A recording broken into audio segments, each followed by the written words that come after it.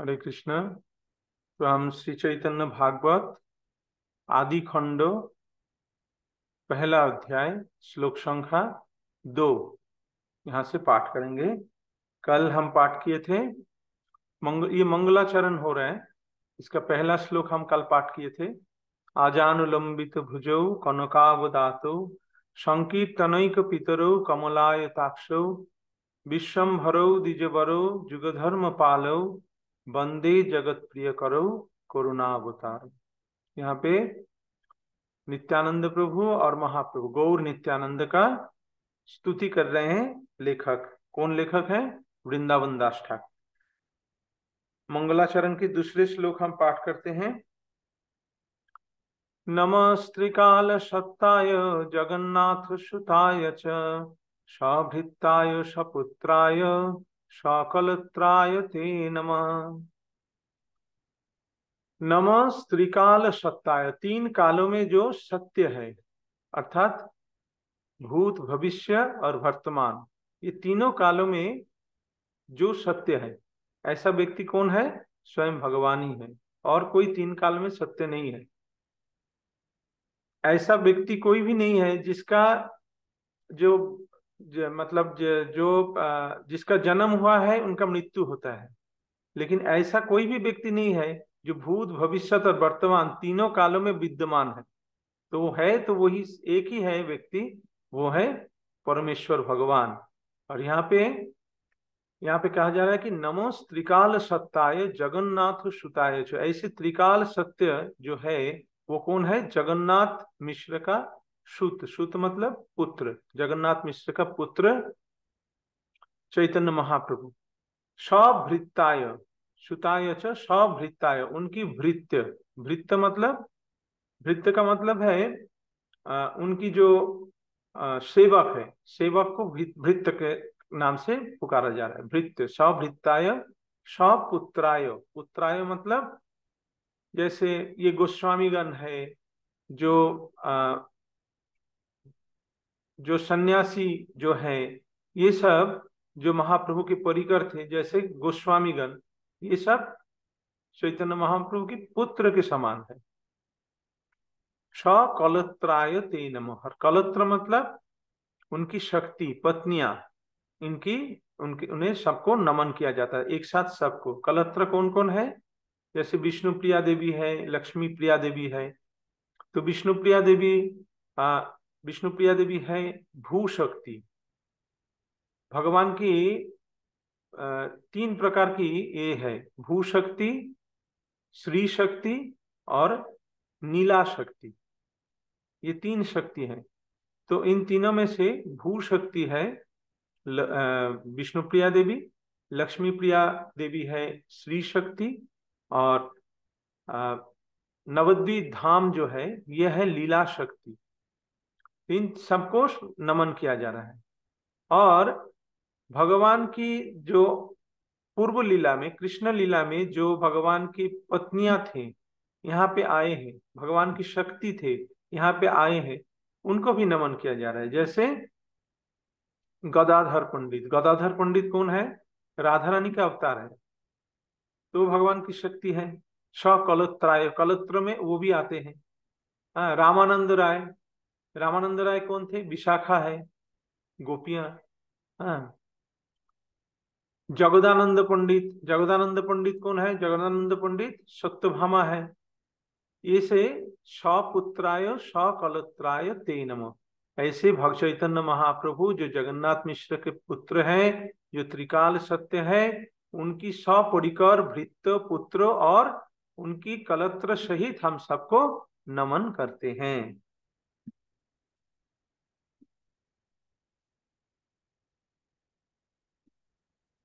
श्लोक संख्या 3। अवतीर्णौ सकारण्यौ परिच्छिन्नौ सदीश्वरौ श्रीकृष्ण चैतन्य नित्यानंदौ दौ भातरौ भजे।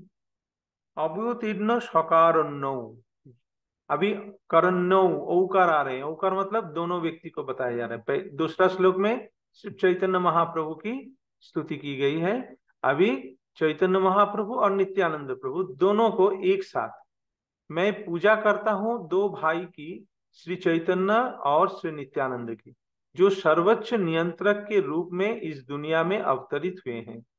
वे दया के अवतार के रूप में, यहाँ पे हिंदी का ट्रांसलेशन उतना अच्छा नहीं है, तो दया के रूप में सकारुण्यो, अपने करुणा की कारण वो अवतीर्ण हुए हैं। किसके प्रति? हमारे प्रति करुणा की वश ये दो भाई अवतीर्ण हुए हैं, चैतन्य महाप्रभु और नित्यानंद प्रभु। मैं इन दोनों भाइयों को भातरो भजे, मैं इन दोनों भाई का भजना करता हूँ। श्लोक संख्या 4।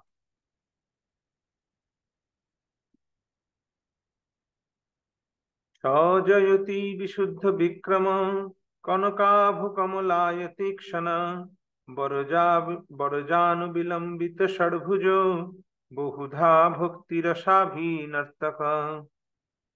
स जयति विशुद्ध विक्रम, ऐसे चैतन्य महाप्रभु की जय हो जिनकी शक्तिशाली गतिविधियां परम शुद्ध है।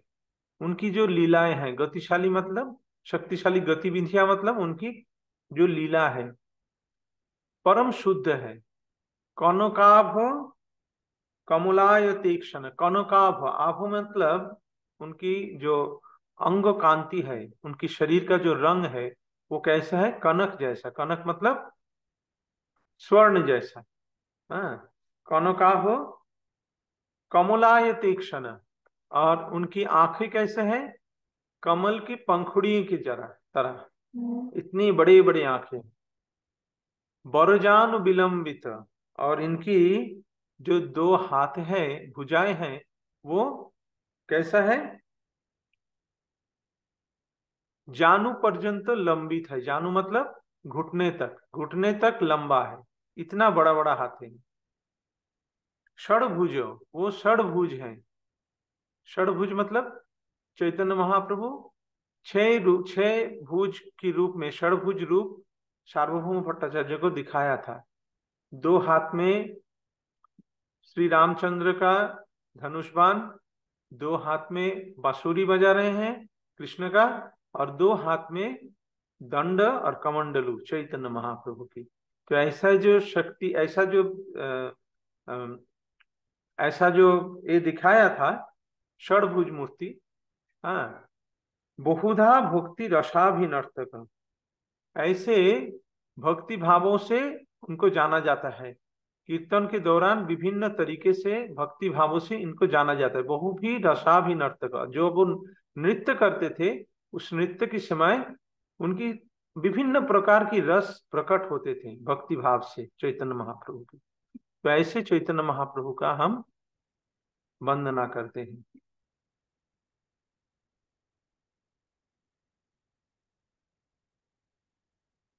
जयति जयति देव कृष्ण चैतन्य चंद्र, जयति जयति कीर्तिस्तस्य नित्या पवित्रा, जयति जयति भृत्तस्तस्य विशेषमूर्ते, जयति जयति नित्यं तस्य सर्वप्रियाणाम्।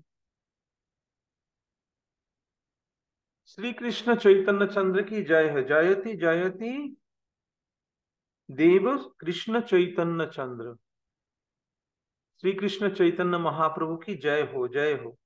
जयति जयति कीर्तिस्तस्य नित्या पवित्रा, और उनकी जो कीर्ति है, नित्य कीर्ति है, नित्य लीलाओं है, इसका जय हो। जयति जयति भृत्तस्तस्य विशेष मूर्ते, और उनकी जो भृत्त है मतलब उनकी जो भक्त है, उनकी जो कीर्ति है। जयति जयति भृत्तस्तस्य विशेष मूर्ते, ऐसे उनकी भृत्तों का मतलब उनकी भक्तों का जय हो, उनके भक्तों के जय हो। और चैतन्य महाप्रभु जब नृत्य करते थे, जयति जयति नृत्यं सर्वप्रियाणाम तस्य सर्वप्रियाणाम, और वैसे जब वो नृत्य करते थे उनके प्रिय साथियों के नृत्य की जय हो। चैतन्य महाप्रभु, उनकी परिकर की जय हो, और उनकी जो जितने सारे पार्षद थे उनकी जो वो जब नृत्य करते थे उनकी नृत्य की जय हो। इस तरह से चैतन्य महाप्रभु की और उनकी जो सपरिकर, इसको कहते हैं सपरिकर वंदना किया जा रहा है चैतन्य महाप्रभु को और उनके साथ उनकी भक्तों को, क्योंकि भक्तों की वंदना करने से भगवान सबसे ज्यादा प्रसन्न होते हैं। अभी यहाँ पे अगले श्लोक में यही आएगा कि क्यों ऐसे कर रहे हैं, पहले भक्तों का वंदना क्यों किया जा रहा है। यहाँ पे श्लोक संख्या 6, आद्य श्री चैतन्य प्रिय गोष्ठीर चरणे अशेष प्रकारे मोर दंड पर नामे। आद्य, आद्य मतलब एकदम आदि में, पहले में, शुरू में मैं श्री चैतन्य प्रिय गोष्ठी की चरण में अशेष प्रकार से दंड प्रणाम करता हूँ। क्यों कर रहा हूँ? आद्य श्री कृष्ण चैतन्य प्रिय गोष्ठी चरणे अशेष प्रकारे मोर दंड प्रणामे। कौन कह रहे हैं? लेखक कह रहे हैं कि मैं चैतन्य महाप्रभु की प्रिय गोष्ठी जो है, उनकी जो परिकर है, उनकी जो भक्त है, उनकी सबके चरण में दंडवत प्रणाम करता हूँ। असीमित प्रणाम, असीमित मतलब एक बार दो बार नहीं, अशेष प्रकार। हाँ, ऐसे हम दंड प्रणाम करते हैं। क्यों कर रहे हैं? अभी उसका बताया जा रहा है 7 नंबर श्लोक में। तबे बंधु श्री कृष्ण चैतन्य महेश्वर नवद्वीपे अवतार नाम विश्वम्भर। पहले मैं भगवान की भक्तों की चरण में प्रणाम किया है, अब मैं श्री कृष्ण चैतन्य महाप्रभु की चरण में वंदना करता हूं। तबे बंदो श्री कृष्ण चैतन्य महेश्वर, वो महेश्वर है मतलब सारे ईश्वरों को कंट्रोलर है, परमेश्वर जो है। नवद्वीपे अवतार नाम विश्वम्भर।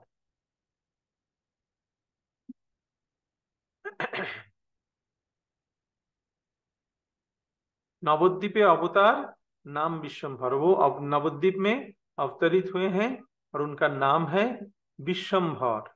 चैतन्य महाप्रभु का एक नाम था विश्वम्भर।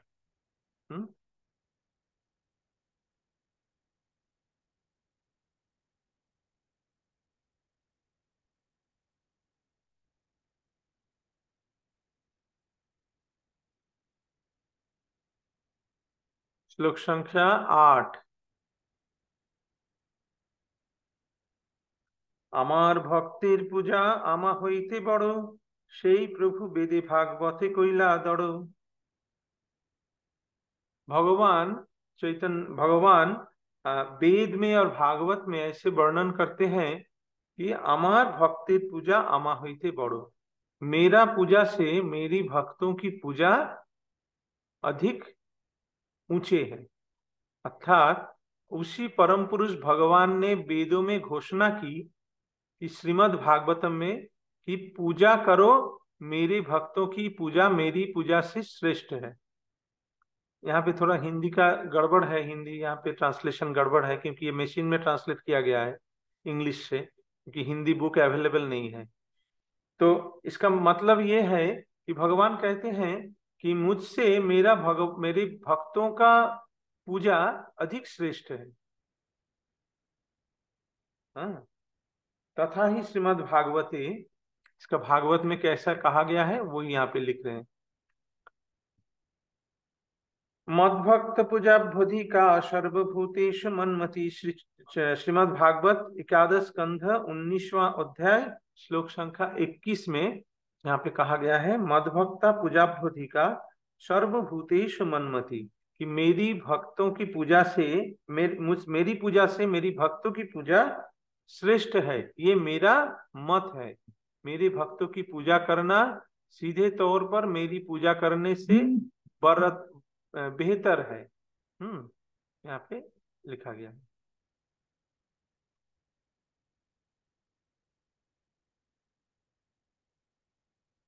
এতে কে করিল আগে ভক্তের বন্ধন, অত্র আছে কার্য সিদ্ধি, অত্র আছে কার্য সিদ্ধির লক্ষণ। 10th শ্লোক। এতে কে করিল आगे भक्तिर बंधन, अत्र आछे कार्य सिद्धिर लक्षण। इसीलिए मैं सबसे पहले भक्तों की वंदना किया है। अभी ऐसा करने से मेरी कार्यों का सिद्धि होने का लक्षण दिख रहा है, क्योंकि मैंने सबसे शुरू में भक्तों का वंदना किया है। और भगवान भक्तों की वंदना से अधिक प्रसन्न होते हैं। इसीलिए वृंदावन दास ठाकुर कह रहे हैं कि अभी लगता है कि मेरी कार्य सिद्धि होगा। कार्य सिद्धि क्या है?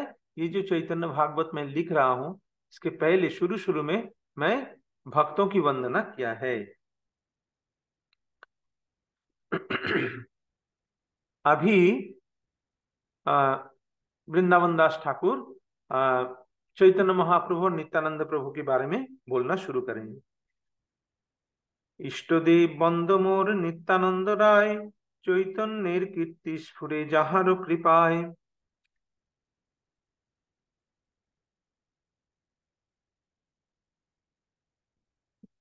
इष्टदेव बंद मोर नित्यानंद राय, नित्यानंद प्रभु मेरी इष्ट देव है। चैतन्যের कीर्ति स्फुरे जहार कृपाए, और जिनकी कृपा से, नित्यानंद प्रभु की कृपा से चैतन्य महाप्रभु के बारे में हम बोल सकते हैं। मैं श्री नित्यानंद राय को सादर प्रणाम करता हूं, क्योंकि वो मेरे पूजनीय भगवान है। उनकी दया से भगवान चैतन्य की महिमा प्रकट होती है। नित्यानंद प्रभु की नित्यानंद प्रभु की कृपा के बिना हम चैतन्य महाप्रभु को प्राप्त नहीं कर सकते। ये एकदम सीधे तौर से ये सिद्ध है कि चैतन्य महाप्रभु को प्राप्त करना है तो सबसे पहले हमें नित्यानंद प्रभु को भजना करना पड़ता है। Without Nityananda we cannot get Chaitanya Mahaprabhu. इसका सबसे बड़ा जो एक लीला है वो है क्षीरादधि महोत्सव। क्षीरादधि महोत्सव का समय क्या हुआ था पानीहाटी में, आप लोग जानते हैं? कोई आप कोई जानते हैं? कोई जानते हैं तो हैंड रेज कीजिए क्षीरादधि महोत्सव के बारे में। तो यहाँ पे कोई भी नहीं जानते हैं। तो क्षीरादधि महोत्सव के समय क्या हुआ था, रघुनाथ दास गोस्वामी उस समय घर में थे, और वो घर छोड़कर चैतन्य महाप्रभु को योगदान करने की इच्छा कर रहे थे। बार बार कोशिश कर रहे थे कि वो चैतन्य महाप्रभु के पास चले जाएंगे। तो लेकिन चैतन्य महाप्रभु उनको स्वीकार नहीं कर रहे थे। उनको बार बार कहा कि तुम घर में ही रहो और यथायोग्य विषय भुंज अनासक्त हुआ, कि तुम घर में ही रहो और जितना प्रयोजन उतना विषय भोग करो। अचिरात कृष्ण तुम्हारे करिबेन उद्धार, और बहुत शीघ्र ही कृष्ण तुम्हें कृपा करेंगे। ये बोलकर चैतन्य महाप्रभु उनको अपने संग में नहीं ले रहे थे। तो एक बार क्या हुआ, पानीहाटी में वो रहते थे। पानीहाटी से थोड़ा दूर सप्तग्राम, आदि सप्तग्राम में उनका घर था। किसका? रघुनाथ दास गोस्वामी का। तो रघुनाथ दास गोस्वामी वहां से उनको खबर मिला कि पानीहाटी में नित्यानंद प्रभु आए हैं। तो पानीहाटी वहां से थोड़ा दूर है, गंगा की तट पे ही है। तो ये सुनकर आदि सप्तग्राम से रघुनाथ दास गोस्वामी वहां पे दौड़ के चले आए नित्यानंद प्रभु से मिलने। और जब वहां आए तो देखा कि नित्यानंद प्रभु एक वृक्ष के तल में बैठे हैं और बहुत सारे भक्त उनको पास में बैठे। तो जब दूर से उन्होंने देखा नित्यानंद प्रभु को, देखकर उनको दंडवत प्रणाम किया। तो एक भक्त ने नित्यानंद प्रभु को बताया कि प्रभु रघुनाथ आपसे मिलने आया है, रघुनाथ आपको प्रणाम कर रहे हैं। तो तब नित्यानंद प्रभु ने कहा कि कहाँ है वो चोर, उसको लेके पकड़ के ले आओ, उन चोर को लेके आओ, पकड़ के ले आओ। तो रघुनाथ दास गोस्वामी को चोर क्यों बोला? तो तब रघुनाथ दास गोस्वामी उनको प्रणाम किया, सामने गया, उनको दंडवत प्रणाम किया, और नित्यानंद प्रभु अपने चरण रघुनाथ दास गोस्वामी की सिर पे रख दिया। तो ये सिर पे जो चरण रखा, ये क्या है? ये कृपा है, ये भगवान की कृपा है कि रघुनाथ दास गोस्वामी के ऊपर नित्यानंद प्रभु की कृपा हुई। और उन्होंने कहा कि तुम चोर हो, क्योंकि तुम मेरी वस्तु मुझे बिना बुलाए तुम लेने की कोशिश कर रहे थे, इसीलिए तुम चोर हो। तो अगर किसी का कोई वस्तु होता है और उसको बिना कहे हम उसका वस्तु ले लेते हैं तो उसको क्या कहते हैं? उसको चोर कहते हैं। तो नित्यानंद प्रभु कह रहे हैं, इसका अर्थ ये है कि चैतन्य महाप्रभु मेरी संपत्ति है, विदाउट माई परमिशन, मेरे परमिशन की बिना अगर कोई उनको लेना चाहता है तो वो चोर है। और तुम ऐसे ही कर रहे थे, तुम मेरे पास नहीं आए, मुझसे ये नहीं मांगा, तुम डायरेक्टली चैतन्य महाप्रभु को पाने की कोशिश कर रहे थे, इसलिए तुम चोर हो। तो अभी तुम्हें दंड दिया जाएगा और इस दंड तुम्हें लेना पड़ेगा। तो रघुनाथ दास गोस्वामी बहुत खुश हुए। वो कहे कि हाँ, मैं ऐसा दंड लेने के लिए तैयार हूं, क्योंकि ये दंड क्या है, ये दंड नहीं है, एक कृपा है, नित्यानंद प्रभु की कृपा। उन्होंने रघुनाथ दास गोस्वामी की सिर पे अपना चरण रख दिया और उनको कहा कि यहाँ पे हमारे जितने सारे भक्त आए हैं, इन सबको आज तुम्हें फीस्ट खिलाना पड़ेगा। हाँ? तो फीस्ट में क्या देना पड़ेगा, बोलो, पोहा, चीड़ा, और पोहा को बंगाली में चीड़ा कहते हैं, चीड़ा और दही, ये दोनों मिला के, दूध दही और जितने सारे फल मिला के इसको खाना, ये भोग सब, ये प्रसाद सबको बांटना पड़ेगा, ये तुम्हारा दंड है। तो उसी क्षण रघुनाथ दास गोस्वामी इंतजाम किया कि जितने सारे आसपास के गांव में जितने सारे जगह पे पोहा मिला सब ले आए हैं, जितने सारे दूध दही सब कुछ ले आए, जितने फल मिला सब ले आए। तो दूर दूर से लोग सुन के दौड़ के आए, यहाँ यहाँ पे एक फीस्ट हो रहा है जहाँ पे हमारा चीज बिक सकता है।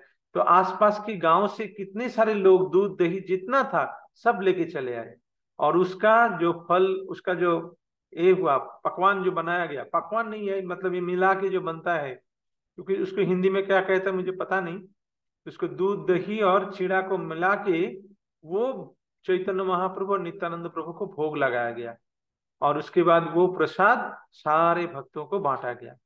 तो इसी पे यहाँ पे हम बोल रहे हैं कि आ,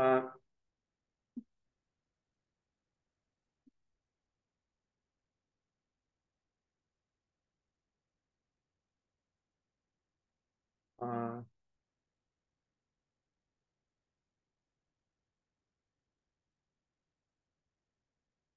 नित्यानंद प्रभु की वंदना पहले करना चाहिए, क्योंकि विदाउट नित्यानंद हमें चैतन्य महाप्रभु मिल नहीं सकता।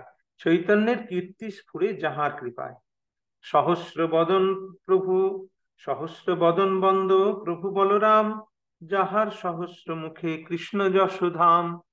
और ये नित्यानंद प्रभु कौन है, ये स्वयं बलराम है। हम्म, सहस्र बदन बंदो, इसका सहस्र बदन क्यों बोल रहे हैं कि बलराम जो है ये कृष्ण का पहला प्रकाश है, कृष्ण का पहला प्रकाश है बलराम, और बलराम से संकर्षण का और अनंत देव, अनंत शेष का प्रकाश होता है। तो ये जो अनंत शेष, अनंत नाग है, अनंत शेष नाग जो है, इनकी सहस्र मतलब हजारों उनका फन है। इसलिए कह रहे हैं सहस्र बदन बंदो प्रभु बलराम, जहां सहस्र मुखे कृष्ण जशोधाम। और वो अपने हजारों मुख से, वो अनंत शेष अपने हजारों मुख से ये कृष्ण कथा का कीर्तन करते रहते हैं।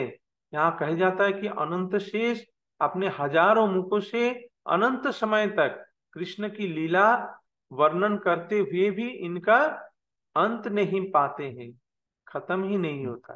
तो हम एक मुख से कितना बोल सकते, जो अनंत शेष स्वयं भगवान की ही प्रकाश है, अंश प्रकाश है, वो खुद नहीं बोल सकते हजारों मुख से, तो हम कितना बोल सकते हैं। मैं सहस्त्र सिर वाले भगवान बलराम को सादर प्रणाम करता हूं। यहाँ पे बलराम को सहस्त्र सिर वाले क्यों कहे गए हैं, कि बलराम का प्रकाश है अनंत शेष, और अनंत शेष जो नाग है उनका सहस्त्र फन है, इसलिए ऐसा कहा गया है। उनके हजारों मुख भगवान कृष्ण की दिव्य महिमा का निवास स्थान है। अनंत मुख से, अनंत प्रकार से भगवान की दिव्य महिमा का कीर्तन कर रहे हैं।